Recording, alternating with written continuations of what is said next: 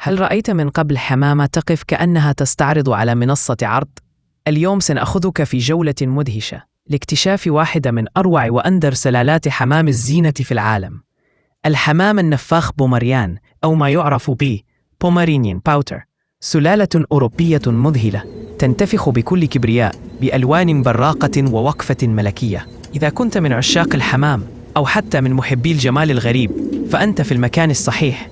لا تنسى الآن اضغط على زر الإعجاب، اشترك في القناة وشارك الفيديو مع أصدقائك، لأن ما ستراه في هذا الفيديو لن تراه في أي مكان آخر.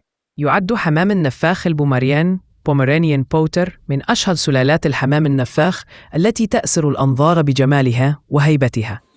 تعرف على خصائص هذه السلالة الفريدة التي تجمع بين القوة، الوقفة الملكية والألوان الزاهية. نفاخ بومريان هو طائر يتمتع بجاذبية لافتة، ويتميز بوقفة شبه عمودية تصل إلى زاوية 80 درجة، مع انتفاخ هوائي بارز وكبير، وجسم عضلي، وأرجل طويلة ومكسوة بريش كثيف يعرف باسم الشربات.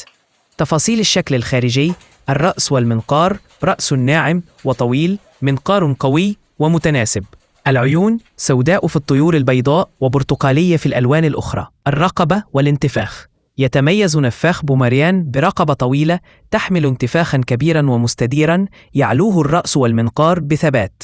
الجسم ضخم وواسع عند الكتفين، والظهر مائل بخفة، مما يضيف للطائر طابعا مهيبا. الأجنحة والذيل: الأجنحة طويلة ومغلقة جيدا على الجسم، والذيل موجه إلى الأرض دون تداخل.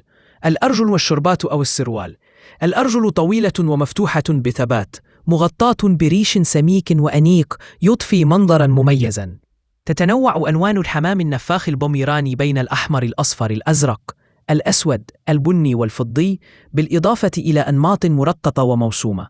بعض الطيور تحمل علامة الهلال الأبيض على الانتفاخ، بينما تأتي أخرى بلون واحد أو ذيل موسوم فقط. وتعتبر جودة اللون وتحديد الحدود بين الريش من علامات نقاء السلالة. إذا وصلت إلى هنا فأنت من القلائل الذين يستحقون لقب خبير تربية حمام. في هذا الفيديو تعرفنا على نفاخ بومريان، واستعرضنا جمال انتفاخه ودقة علاماته وأناقة وقفته وتنوع ألوانه التي تخطف الأنظار. فهل أعجبتك السلالة؟ شاركنا رأيك في التعليقات، ولا تنسى أن تشترك في القناة لتصلك فيديوهاتنا القادمة عن أندر وأجمل أنواع الحمام. انقر إعجاب بالفيديو دعما لنا. شارك الفيديو مع أصدقائك من محبي الطيور والجمال. نراك في الحلقة القادمة مع سلالة جديدة وقصة أجمل.